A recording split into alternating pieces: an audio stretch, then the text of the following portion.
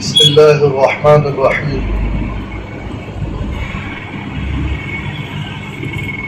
إن الله يأمر بالعدل والإحسان وإيتاء ذي القربى وينهى عن الفحشاء والمنكر والبغي يعظكم لعلكم تذكرون.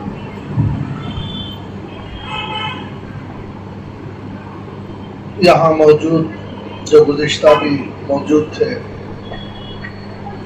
انہیں یہ معلوم ہوگا کہ گزشتہ اتوار بھی یہی آیت پڑھی گئی تھی اور اس کے اندر یہ بتایا گیا تھا کہ بے شک اللہ تبارک و تعالیٰ انصاف کرنے کا حکم دیتا ہے، اور اسی پر بات چلی تھی اور وقت بھی کافی ہو گیا تھا۔ اب یہیں سے بات شروع کرنے کا ارادہ ہے کہ اللہ اپنے بندوں سے اس بات کا حکم دے رہے ہیں اپنے بندوں کو، کیونکہ وہ ہمارے خالق ہیں، مالک ہیں، ہمارے پروردگار ہیں، ہمارے اوپر ہر وقت ان کے احسانات ہیں، اور اللہ کو چھوڑ کر اللہ کو ناراض کر کے زندگی نہیں کی جا سکتی، اللہ سے ٹوٹ کر نہیں رہا جا سکتا، اللہ سے جڑ کر رہنا پڑے گا اور اللہ سے لو لگانا پڑے گا، اللہ کو یاد کرتے ہوئے رہنا ہے، اللہ کی عبادت کرتے ہوئے جینا ہے، اللہ کی ناراضگی سے بچنا ہے۔ تو اللہ نے حکم دیا انصاف کرنے کا۔ اس سلسلے میں بات آ گئی گزشتہ بھی، یاد دہانی کے طور پر دہراتا ہوں کہ انصاف اگر ہے تو پھر وہاں اگر گھر میں انصاف ہے تو گھر باقی ہے، انسان میں انصاف ہے تو پھر وہ انسان باقی ہے، اگر گھر میں انصاف نہیں ہے تو پھر وہ گھر گھر نہیں کہلا سکتا۔ لہذا گھروں میں انصاف ہونا ضروری ہے، بچوں کے ساتھ انصاف، شوہر بیوی کے ساتھ انصاف کرے، بیوی شوہر کے ساتھ انصاف کرے، بچے والدین کے بارے میں انصاف کرے۔ انصاف کا کیا تقاضا ہے دیکھیں، ان کا حق ان کو دے۔ میں نے یہ بھی توجہ دلایا تھا کہ سب کے حقوق لکھے ہوئے ہیں، وہ لے کر پڑھیں، ماں باپ کا کیا حق ہے لے کر پڑھیں، اور بچے ماں باپ کا حق ادا کریں، اور بیوی کا کیا حق ہے وہ حق دے دیں جو اللہ نے حق مقرر کیا ہے، ویسا ہی گفتگو کرے، ویسا ہی معاملہ کرے، ان کے ساتھ ویسا ہی سلوک کرے جیسا اللہ چاہتا ہے، اللہ کا حکم ہے، اور بیوی شوہر کے حقوق اٹھا کر دیکھے، پڑھے، سمجھے، ویسا ہی معاملہ کرے، نشست و برخاست میں، گفتگو میں، انداز میں، ساتھ زندگی گزارنے میں، اسی طرح بچے۔ انصاف کو کبھی گھر سے جانے نہ دیں، انصاف کو کبھی اپنے ہاتھ سے جانے نہ دیں، کوئی بھی کیوں نہ ہو، ہر ایک کے معاملے میں انصاف کریں، ہر بڑا چھوٹوں کے بارے میں انصاف کریں، استاد شاگردوں کے بارے میں انصاف کریں، بھائیوں کے بارے میں انصاف کریں، رشتہ داروں کے معاملے میں انصاف کریں، اپنے جو بھی لگے بندے ہیں ان کے ساتھ انصاف کا معاملہ کریں، انصاف کی بات کریں، حق بات کریں، غلط بات نہ کریں، حق فیصلہ کرے، غلط فیصلہ نہ کرے، صحیح مشورہ دے، غلط مشورہ نہ دے۔ اور آگے اللہ تعالیٰ نے فرمایا والإحسان، اور بھلائی کرنے کا اللہ تعالیٰ نے حکم دیا۔ انصاف تو کرنا ہی ہے، لیکن اور آگے احسان کا معاملہ بھی کرنا ہے، بھلائی کا معاملہ بھی کرنا ہے، بلکہ حقدار کو حق دینا یہ انصاف ہے۔ کسی کا حق ہمارے ذمے ہے، مثلا کسی کو ہم نے کچھ پیسے دینے ہیں، اس کے باقی ہیں، اس کو دینا انصاف کا تقاضا ہے، یہی ہے انصاف۔ باپ کو خدمت کی ضرورت ہے، بیٹا خدمت کر رہا ہے، اپنی جسمانی خدمت کر رہا ہے، یہی ہے انصاف۔ کوئی رشتہ دار بیمار ہے، ایک رشتہ دار اس کی تیمارداری کر رہا ہے، یہی ہے انصاف۔ انصاف کا یہی تقاضا ہے، ورنہ ظلم یہی ہے کہ پیسے دبا کر بیٹھے ہیں، باپ باپ کو خدمت کی ضرورت ہے، بیٹا خدمت کرنے کے لیے تیار نہیں ہے، ان سے تو خدمت وصول کیا، اب وہ خدمت جو قرض تھی اس کے ذمہ وہ ادا نہیں کر رہا، جسمانی قرض خدمت کا۔ اور اسی طرح احسان، بھلائی کا معاملہ کرے سب کے ساتھ، اچھا معاملہ کرے، احسان کا معاملہ کرے، اللہ تعالیٰ اس کا حکم دیتا ہے، جو کچھ بھی کرو اچھا کرو۔ علماء نے لکھا ہے اچھا کرنے کے لیے دو باتوں کا خیال رکھنا چاہیے، کسی کے ساتھ بھی اچھا معاملہ کرنے کے لیے ہم اچھا کرنا ہے، ہماری بیوی کے ساتھ اچھا سلوک کرنا، بیوی شوہر کے ساتھ اچھا سلوک کرنا، ایک رشتہ دار دوسرے رشتہ داروں کے ساتھ بہترین سلوک کرنا، استاد شاگردوں کے ساتھ اچھا سلوک کرنا۔ تو کیا کرنا؟ ایک بندہ اللہ تعالیٰ کے ساتھ ایسا معاملہ رکھنا جو بالکل اچھا ہو، بالکل اچھا معاملہ رکھا ہے اپنے خالق اور مالک کے ساتھ۔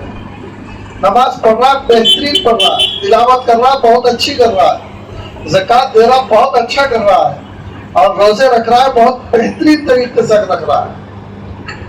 کیسا کیا جائے اسے؟ علماء نے لکھا ہے کہ اس کے دو طریقے ہیں۔ ایک یہ ہے کہ آدمی یہ سوچے کہ میں اللہ تبارک و تعالیٰ کو گویا دیکھ رہا ہوں، یہ سوچے میں اللہ کو دیکھ رہا ہوں۔ اگر آدمی یہ سوچے کہ میں اللہ کو دیکھ رہا ہوں، اگر یہ مرتبہ کسی کو میسر نہیں ہے، یہ ایک مرتبہ ہے، انسان محنت کرتے کرتے کرتے وہاں تک پہنچ جاتا ہے کہ گویا کہ وہ اللہ کو دیکھ رہا ہے۔ جیسے ہم نے سنا ہے کہ نماز ایسے پڑھو جیسا کہ تم اللہ کو دیکھ رہے ہو۔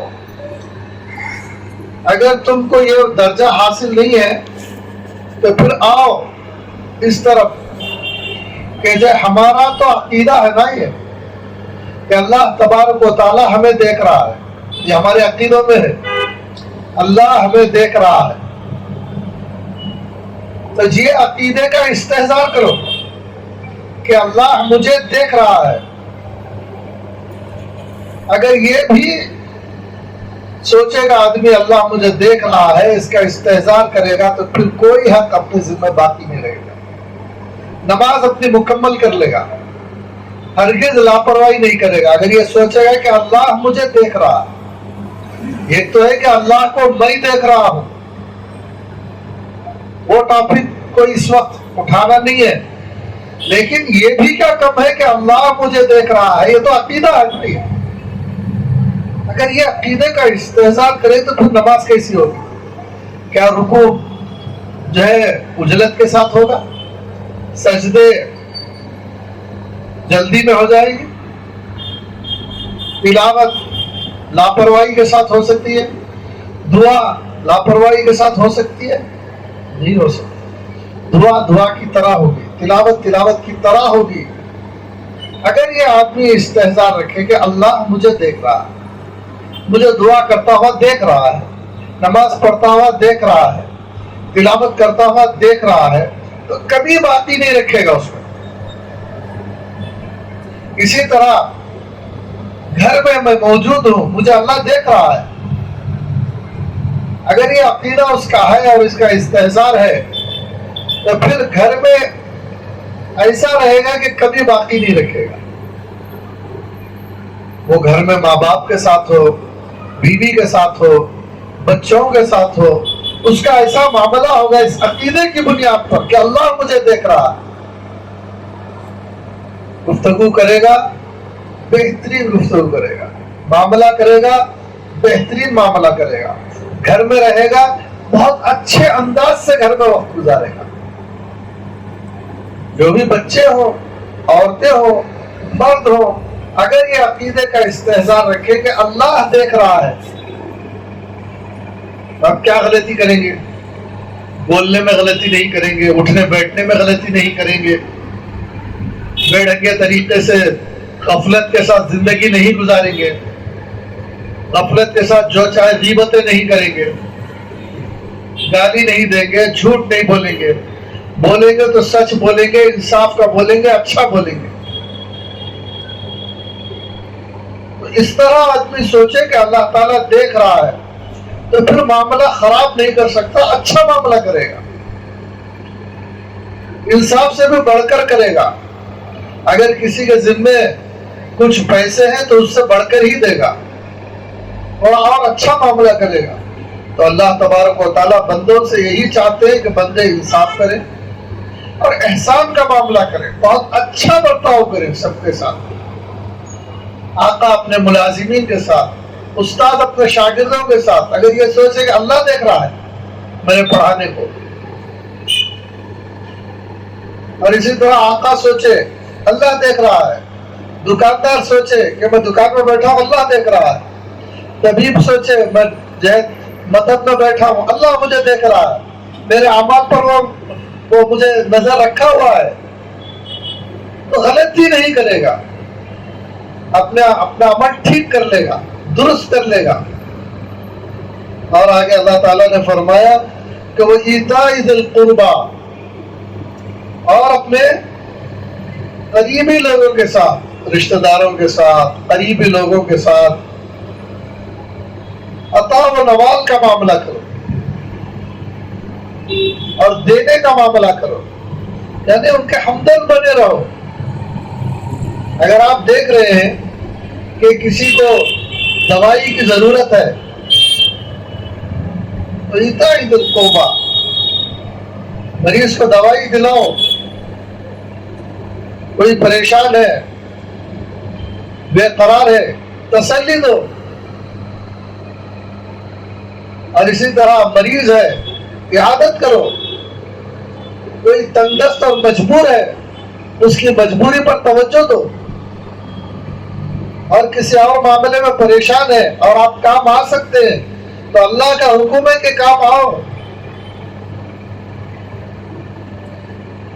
اسلام کا یہ مزاج نہیں ہے کہ میں اچھا رہوں، بلکہ اسلام کا مزاج یہ ہے کہ میں بھی اچھا رہوں، میرے والدین کیسے ہیں وہ دیکھے، آدمی خود بھی اچھا رہے، والدین کے ساتھ ہمدردی کرے، بیوی بچوں کے ساتھ ہمدردی کرے، ملنے جلنے والوں کا ہمدرد رہے، پڑوسیوں کا ہمدرد رہے، قریبی دور کے رشتہ داروں کے ساتھ ہمدردی کرے۔ جا نہیں سکتا تو گئے بغیر ہی ان کی خیر خیریت اطلاع لیتا رہے، ہمدردی رہے، بے رحمی نہ رہے، سنگ دلی کا معاملہ نہ رہے۔ اگر کوئی دور کا آدمی یا نزدیک کا آدمی بیمار ہوتا ہے تو اس سے پریشانی ہو، اس کے لیے دعا کے لیے اس کے ہاتھ اٹھیں، لوگوں کی تکلیف کو تکلیف سمجھے، لوگ پریشان ہیں تو اس کا دل پریشان ہو۔ آدمی کچھ نہیں دے سکتا تو دعا تو ضرور دے سکتا ہے، اور یہ بہت بڑا عطیہ۔ اگر کسی تنگدست کو، محتاج کو کچھ نہیں دے سکتا تو دعا تو دے سکتا ہے کہ اللہ اس کی تنگدستی دور فرما، اس کی بیماری کو اپنے فضل سے دور فرما، اس کی پریشانی کو حل فرما۔ دعائیں تو دے سکتا ہے، اسے علم عطا فرما، اسے صحت عطا فرما، اسے عمل عطا فرما، اسے سچی توبہ عطا فرما، اس کی زندگی میں برکت عطا فرما۔ دعائیں بھی ایک بہت بڑا عطیہ ہے جو ہر آدمی دے سکتا ہے۔ تو اللہ تعالیٰ نے فرمایا کہ تم دینے کا معاملہ کرو، تو اللہ تعالیٰ ہمدرد دیکھنا چاہتے ہیں، ہمیں بے رحم نہیں، اور سخی دیکھنا چاہتے ہیں، بخیل نہیں۔ لہذا اگر موجود نہیں ہے تو الگ بات ہے، لیکن جہاں تک ہو سکے سب کے ساتھ ہمدردی کا معاملہ کرنا چاہیے۔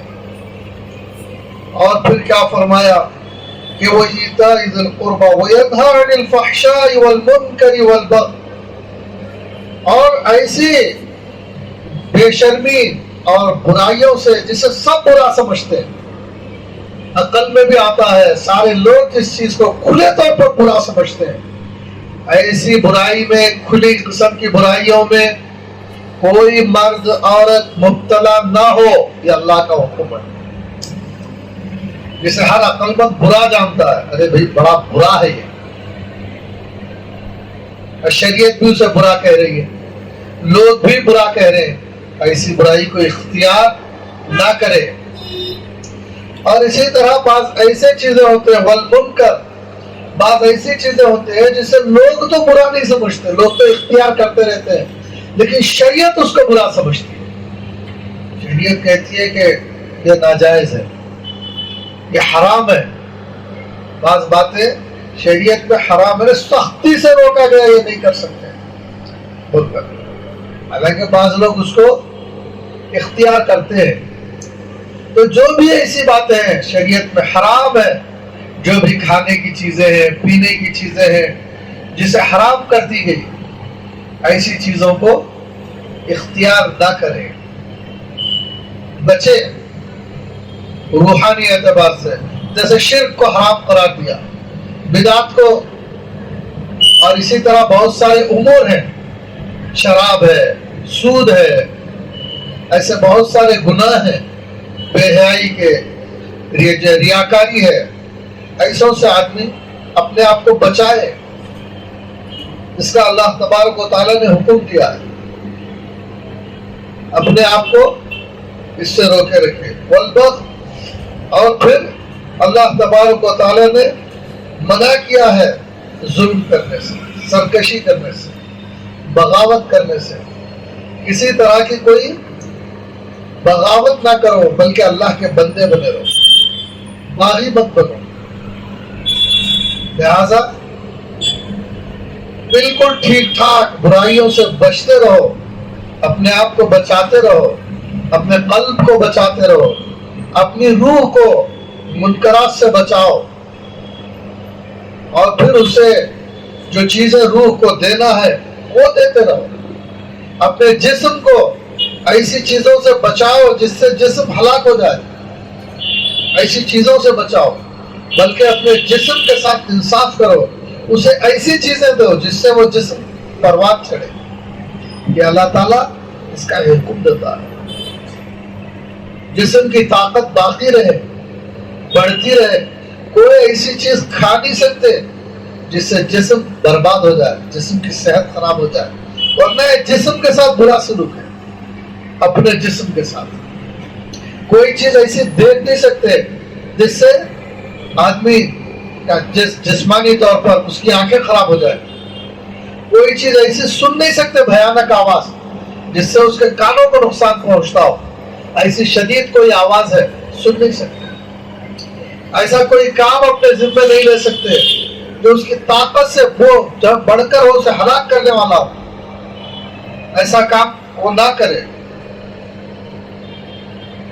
اللہ تبارک یعظکم, اللہ نے کہا یہ سب باتوں کی اللہ تعالیٰ نصیحت کر رہا ہے, اور یہ یوں ہی نہیں ہے لعلکم تذکرون, یہ باتیں یوں ہی نہیں ہے سن لے کر خاموش رہ جانے کی, بلکہ یاد رکھنے کی ہے, اور زندگی ایسی ہی گزارو, اور اس کا نفع آخرت میں ہوگا.